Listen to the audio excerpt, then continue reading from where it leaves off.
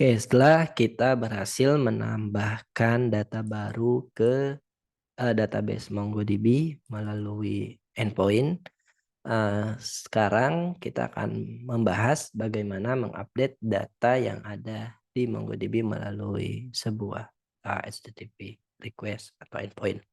Nah, di sini tentu yang pertama kita perlu membuat endpointnya terlebih dahulu. Di sini ada app.put untuk update. Lalu di sini kita tambahkan parameternya post ID. Terus yang berikutnya di sini dia menerima callback, ada request sama respon. Terus di sini, oke, di sini jangan lupa kita tambahkan async. Yang pertama yang harus kita lakukan adalah kita menampung parameternya dulu ke dalam sebuah variabel. Kita di sini ambil ada post ID.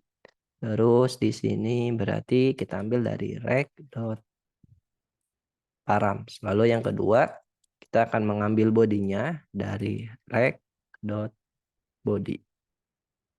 Oke, setelah kita tampung dua data ini yang dikirimkan oleh klien, yang berikutnya adalah kita akan membuat collection dari sama dengan db.collection.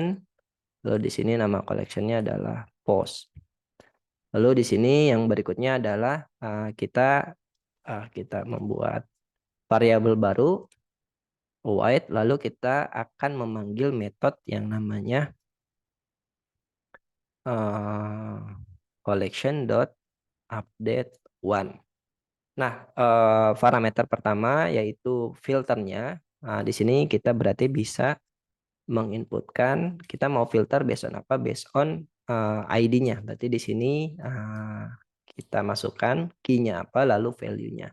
Nah, balik lagi karena value-nya by default itu adalah objek ID, sedangkan yang kita terima dari klien adalah string. That's why kita perlu mengconvert terlebih dahulu. Berarti di sini adalah kita perlu new object ID, kita invoke, lalu kita masukkan post ID-nya.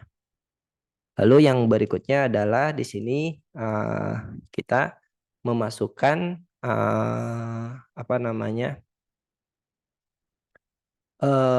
data yang mau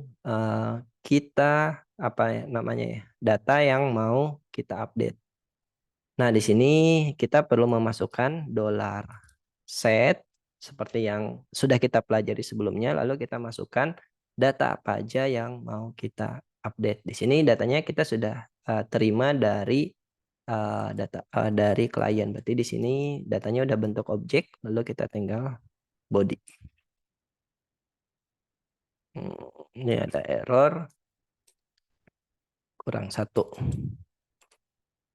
Oke, jadi ini parameter pertama, bentuknya objek sebagai filternya, lalu parameter kedua merupakan data apa yang mau kita masukkan ke database sebagai data update-nya. Kalau udah di sini teman-teman jangan lupa untuk res.status di sini 200, di sini JSON kita masukkan data postnya. Oke, kalau udah kita mau coba update data yang misalnya di sini kita coba get dulu. Oke. Nah, di sini ada post 1, misalkan kita mau update title-nya jadi post 1 edited sama likes-nya jadi 10 misalnya. Berarti di sini kita perlu membuat tab baru localhost 3000, terus di sini metodenya adalah put, lalu kita masukkan ID-nya, parameter ID-nya. Lalu di sini kita perlu set body-nya. Di sini pilih content type-nya adalah JSON, lalu di sini title-nya post 1 edited. Lalu untuk likes-nya jadi 10. Kita make sure lagi bahwa di post 1 ini, nah nih kita ambil di sini biar nggak terlalu banyak datanya. Nah, Nah, ini merupakan data awal dari post 1 ya. Ada post 1 title-nya lalu like-nya 2. Nah, sekarang kita mau update dengan method put ini jadi post 1 edited lalu likes-nya jadi 10. Sekarang kita hit. Oke, di sini ada respon modified count-nya 1 sama match count-nya 1. Artinya apa? Artinya harusnya datanya sudah berhasil ke update. Sekarang kita coba tes yang tadi datanya ini seperti ini teman-teman. Post 1 sama likes-nya 2. Sekarang sudah ganti. Post 1 sama title-nya post 1 edited sama likes-nya jadi 10. Dan untuk teksnya karena tidak ada perubahan maka dia akan tetap menggunakan data yang lama. Oke, artinya apa? Artinya data atau proses update-nya sudah berhasil, teman-teman. Dan di sini kita akan coba recap di sini. Jadi yang pertama, kita membuat sebuah endpoint dengan metode put. Lalu di sini kita sediakan parameternya, terserah namanya apa. Lalu kita ambil parameternya dari rec.params. Lalu di sini karena kita akan menampung dokumen atau body dari kliennya, maka kita ambil rec.body-nya dan kita tampung ke variabel body. Buat collection seperti biasa. Lalu di sini teman-teman bisa menggunakan update one atau update many. Lalu masukkan filternya karena di sini kita filter based on ID. Jadi kita perlu nge-convert jadi objek ID-nya dulu. Jadi objek ID.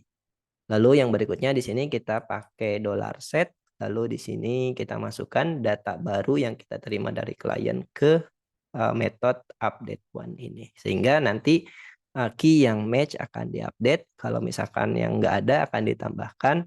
Kalau yang tidak ada dia akan tetap. Jadi kalau misalkan key ini baru nih dia akan ditambahkan. Kalau ternyata key-nya nggak ada, sebenarnya di database ada, ya dia akan tetap menggunakan data yang lama. Nah, itu dia cara kita melakukan update data kita di database MongoDB menggunakan MongoDB driver atau metode update one. Kita akan lanjutkan bagian lainnya di video berikutnya.